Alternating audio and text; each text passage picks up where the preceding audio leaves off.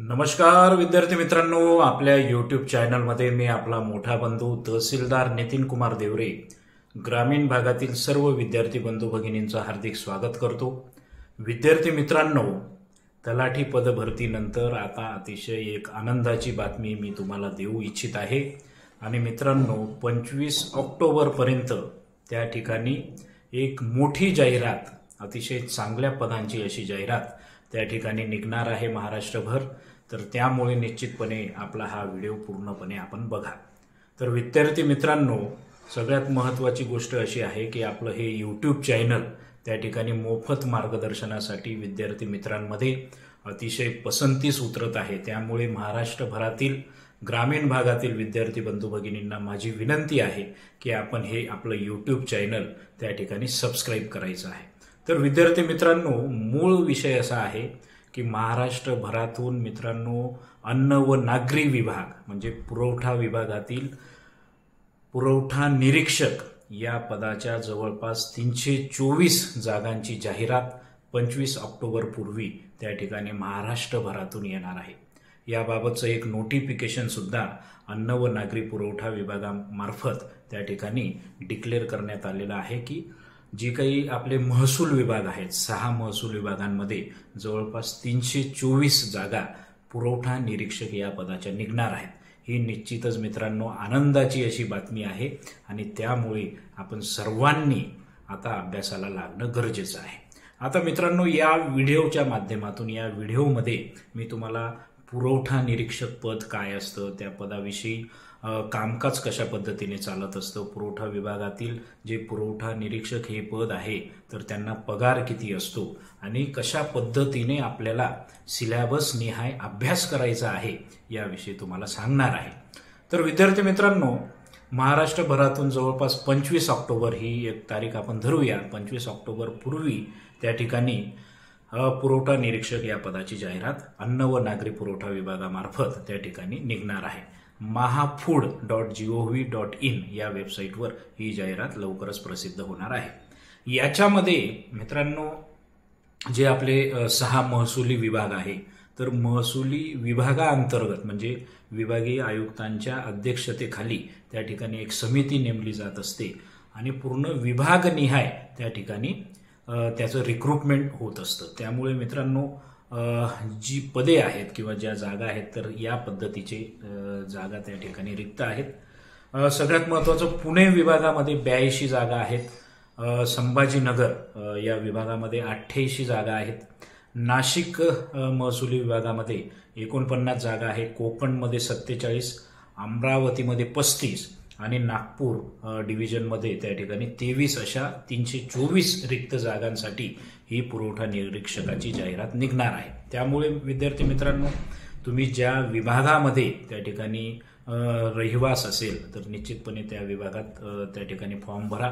किंबहुना काही विद्यार्थी मित्रांना जर असं वाटत असेल की या विभागामध्ये जास्त जागा आहे आणि माझ्या रहिवासापासून त्या ठिकाणी इतर जिल्हे जे आहेत त्या विभागाअंतर्गत तर ते जवळ पडतील तर त्या पद्धतीने तुम्ही चॉईस करायचं आहे। सगळ्यात महत्त्वाची गोष्ट म्हणजे मित्रांनो, हे जे रिक्रुटमेंट आहे, जरी महाराष्ट्रभरातून ही जाहिरात निघत असली, ज्या पद्धतीने तलाठी जाहिरातीमध्ये जिल्हा अधिकारी यांच्या अध्यक्षतेखाली समिती असते त्या पद्धतीने विभाग स्तरावर पुरवठा निरीक्षकासाठी मान्य विभागीय आयुक्त यांच्या अध्यक्षतेखाली ही निवड प्रक्रिया राबवली जात असते।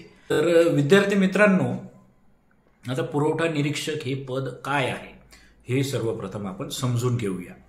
तर पुरवठा निरीक्षक या पदाला सप्लाय इन्स्पेक्टर असं सुद्धा म्हटलं जात असतं। मित्रांनो, महाराष्ट्र शासनाच्या अन्न व नागरी पुरवठा विभागाच्या अंतर्गत त्या ठिकाणी महाराष्ट्रातील सर्व तहसील कार्यालयांमध्ये त्या ठिकाणी पुरवठा विभाग असतो। या पुरवठा विभागामध्ये पुरवठा निरीक्षक हे पद सप्लाय इन्स्पेक्टर हे गट क दर्जाचं अराजपत्रित पद त्या ठिकाणी कार्यरत असतं। तसा विचार जर केला मित्रांनो तर महसूल विभागामध्ये सद्यस्थितीमध्ये जे अव्वल कारकून असतात तर त्या अव्वल कारकुनांची नियुक्ती सुद्धा त्या ठिकाणी सप्लाय इन्स्पेक्टर म्हणून सद्यस्थितीमध्ये होत असते। आता बऱ्याचशा विभागांमध्ये जवळपास 5 वर्षापूर्वी 2014-15 मध्ये पुरवठा निरीक्षकांची यापूर्वी जाहिरात निघालेली होती आणि त्या जाहिरातीमध्ये मी ज्या यवतमाळ जिल्ह्यात कार्यरत होतो तर त्या ठिकाणी सुद्धा बऱ्याच लोकांनी पुरवठा निरीक्षकाच्या पदासाठी फॉर्म भरले होते आणि त्या ठिकाणी सिलेक्शन सुद्धा झालेलं होतं. सद्यस्थितीमध्ये मित्रांनो विचार जर केला तर नाशिक विभागीय आयुक्त कार्यालय किंवा नाशिक कमिशनरेट यांच्या अंडर नाशिक विभागामध्ये त्या ठिकाणी 5 जिल्हे येत असतात. हे जिल्हे आहेत नाशिक आहे, अहमदनगर आहे, धुळे आहे, जळगाव आहे आणि नंदुरबार आहे. तर या 5 जिल्ह्यांसाठी त्या ठिकाणी नाशिक विभागाला 49 जागा देण्यात आलेल्या आहेत.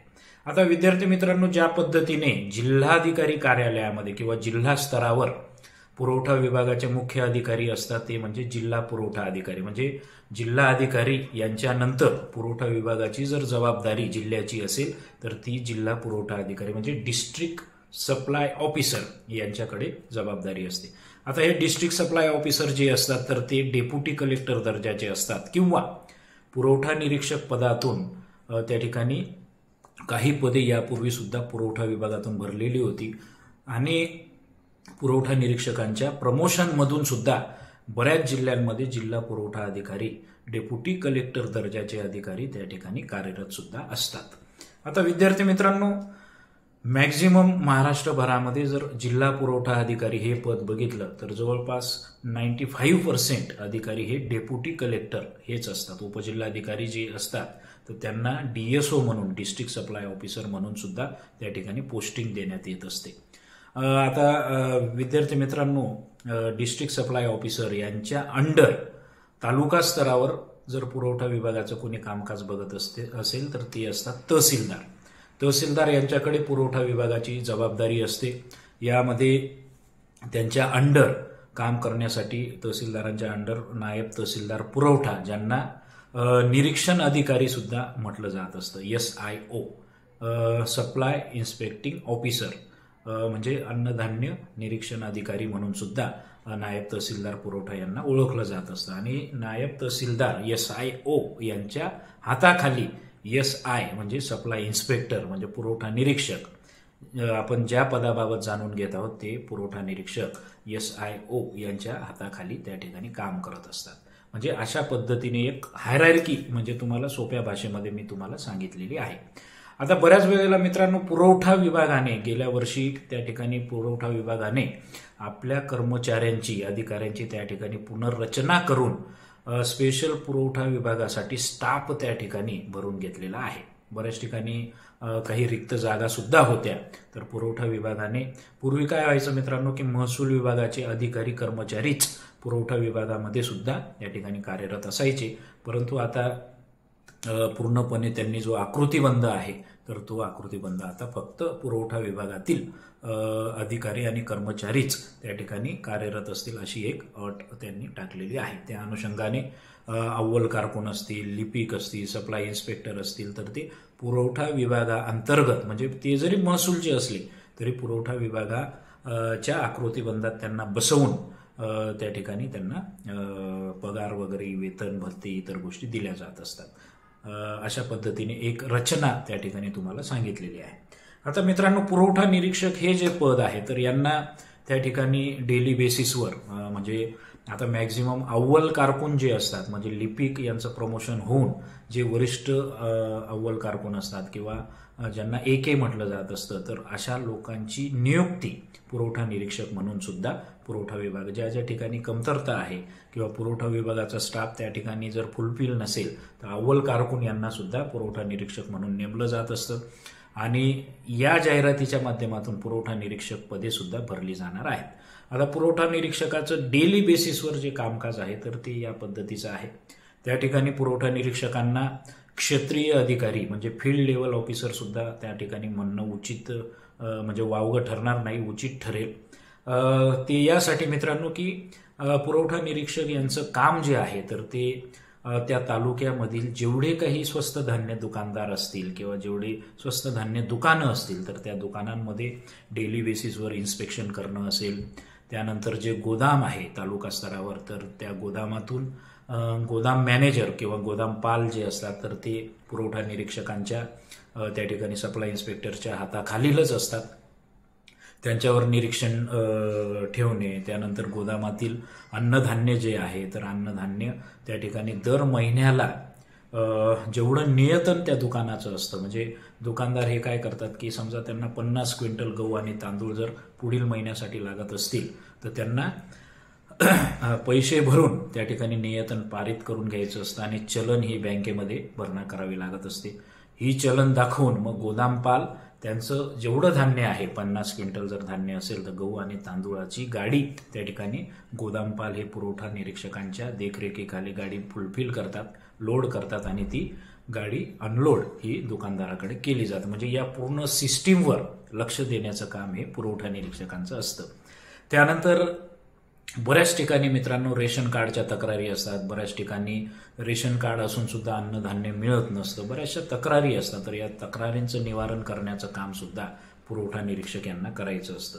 पुरवठा निरीक्षकांना दर महिन्याला जवळपास 15 दुकानं तपासण्याचा एक इष्टांक दिलेला असतो. 15 स्वस्त धान्य दुकानं त्यांनी तपासली पाहिजे. तालुक्यामध्ये काही काळा बाजार होत असेल किंवा काही पोलीस केस झाली अन्नधान्याच्या काळा बाजाराविषयी तर त्या ठिकाणी पुरवठा निरीक्षकांना फिर्याद दाखल करावी लागत असते. म्हणजे अशा विविध प्रकारचे पुरवठा विषयक कामकाज त्यांना पार पाडायचं असतं. त्यानंतर दर महिन्याला तहसीलदार किंवा डिस्ट्रिक्ट सप्लाय ऑफिसर यांच्या मीटिंगला, बैठकीला त्यांना जावं लागत असतं. जो काही तालुक्याचा आढावा आहे तर त्या पद्धतीने त्यांना कामकाज करावं लागत असतं. म्हणजे हे बेसिक काम पुरवठा निरीक्षकांचं तुम्हाला सांगितलेलं आहे. अशा पद्धतीने ते पुरवठा निरीक्षक कामकाज करत असतात. आता मित्रांनो वळूया आपल्या सिलेबसकडे. म्हणजे नेमका पुरवठा निरीक्षक हा पेपर कशा पद्धतीने होणार आहे, तो ऑफलाईन होणार की ऑनलाईन होणार. आता मित्रांनो यापूर्वी 2018 मध्ये सुद्धा एक जाहिरात आलेली होती. तर ती जाहिरात, त्या जाहिरातीच्या अनुषंगाने 2023 मध्ये सुद्धा सिलेबस सेम असणार आहे. 100 प्रश्न 200 मार्काला त्या ठिकाणी विचारले जाणार आहे आणि माझ्या माहितीनुसार त्या ठिकाणी ऑनलाईन परीक्षा पुरवठा निरीक्षकाची होणार आहे. त्यामुळे विद्यार्थी मित्रांनो आपण अभ्यासाला आत्ताच जर सुरुवात केली तर निश्चितपणे ही परीक्षा, समजा आपण एक अंदाज बांधूया की 20-22 ऑक्टोबरपर्यंत ही जाहिरात जर आली तर निश्चितपणे डिसेंबरच्या मिडमध्ये 15 ते 20 डिसेंबरपर्यंत ही ऑनलाईन परीक्षा होऊ शकते. त्यामुळे आपण तयारीला लागणं आवश्यक आहे. आता विद्यार्थी मित्रांनो ऑनलाईन परीक्षा होणंच एक श्रेयस्कर आहे, कारण त्याच्यामध्ये एक पारदर्शकता सुद्धा असते. सिलेबसचा जर विचार केला तर जो जनरल सिलेबस आहे त्याच्यामध्ये मराठी आहे, इंग्रजी आहे, अंकगणित बुद्धिमत्ता आहे, सामान्य ज्ञान आणि चालू घडामोडी. तर हे विषय त्याच्यामध्ये 100 प्रश्न 200 मार्काला विचारले जाणार आहेत. आणि विद्यार्थी मित्रांनो याच्यासाठी जी शैक्षणिक अर्हता आहे किंवा पात्रता आहे तर एनी ग्रॅज्युएट त्या ठिकाणी फॉर्म भरू शकत असतो. फक्त भविष्यामध्ये जर पेपरमध्ये 2 लोकांना समान गुण मिळाले तर काही लोक हे फूड टेक्नॉलॉजीमध्ये सुद्धा, काही लोकांनी बीटेक केलेलं असतं किंवा बऱ्याचशा लोकांनी फूड सायन्समध्ये पदवी घेतलेली असते, तर अशा लोकांना समसमान गुण जर मिळाले तर प्राधान्य दिलं जात असतं. म्हणजे अशा पद्धतीने शैक्षणिक पात्रता आहे. आता याचा जो सिलेबस आहे तर तो सेम सिलेबस हा तलाठी पदभरतीसाठी जो होता त्या पद्धतीचा असणार आहे. फक्त याच्यामध्ये जे GS आहे, सामान्य अध्ययनचे जे 25 प्रश्न असणार आहेत तर त्याच्यामध्ये ज्या पद्धतीने जिल्हा परिषदेमध्ये तांत्रिक विषय म्हणून 40 मार्काला त्या ठिकाणी तांत्रिक विषय आहे, तर या म्हणजे जिल्हा परिषद 40 प्रश्न 80 मार्काला तांत्रिक विषयाचे आहेत. तर याच्यामध्ये सुद्धा मित्रांनो आपल्याला जे GS आहे तर त्याच्यामध्ये सुद्धा काही अन्नधान्य विषयक प्रश्न सुद्धा त्याच्यामध्ये विचारले जाऊ शकतात. त्यामुळे पुरवठा विषयक असेल किंवा पुरवठा विषयातील विविध कलमे असतील, पुरवठाविषयी विविध नियम असतील, अधिनियम असतील, तर याबाबत त्या ठिकाणी आपण अभ्यास करून ठेवणं गरजेचं आहे. म्हणजे अशा पद्धतीचा एक वरवरचा जो पॅटर्न आहे तो मी तुम्हाला सांगतो आहे. डिटेल अभ्यास कसा करावा हे निश्चितपणे पुढील व्हिडिओमध्ये मी सांगणार आहे. त्यामुळे विद्यार्थी मित्रांनो अतिशय उत्तम असं पद आहे. पुरवठा निरीक्षकाला 40,000 प्लस असा पगार त्या ठिकाणी मिळत असतो आणि पुरवठा निरीक्षकाचं जे प्रमोशन आहे, SIचं प्रमोशन हे SIO सप्लाय इन्स्पेक्टिंग ऑफिसर म्हणून गट ब दर्जाचे ते राजपत्रित अधिकारी म्हणून त्यांचं प्रमोशन होत असतं. म्हणजे नायब तहसीलदार इक्विव्हॅलंट SIOचं पद असतं. SIOचं प्रमोशन जे आहे मित्रांनो, तर त्या ठिकाणी त्यांचं डायरेक्ट प्रमोशन हे जवळपास 12 ते 15 वर्षानंतर हे तहसीलदार इक्विव्हॅलंट त्या ठिकाणी त्यांचं प्रमोशन होतं आणि त्यानंतर DSO म्हणून सुद्धा एक SI जर व्यक्ती लागला तर DSO पदापर्यंत त्यांचं प्रमोशन होण्याची शक्यता असते, त्यांना संधी उपलब्ध असते. त्यामुळे विद्यार्थी मित्रांनो, पुरवठा निरीक्षक अतिशय उत्तम असं पद आहे. आपण त्या ठिकाणी अभ्यासाला सुरुवात करा. काही शंका असतील या पदाविषयी तर निश्चितपणे कमेंट करा, लाईक करा, सबस्क्राईब करा. सगळ्यांना शुभेच्छा. जय हिंद.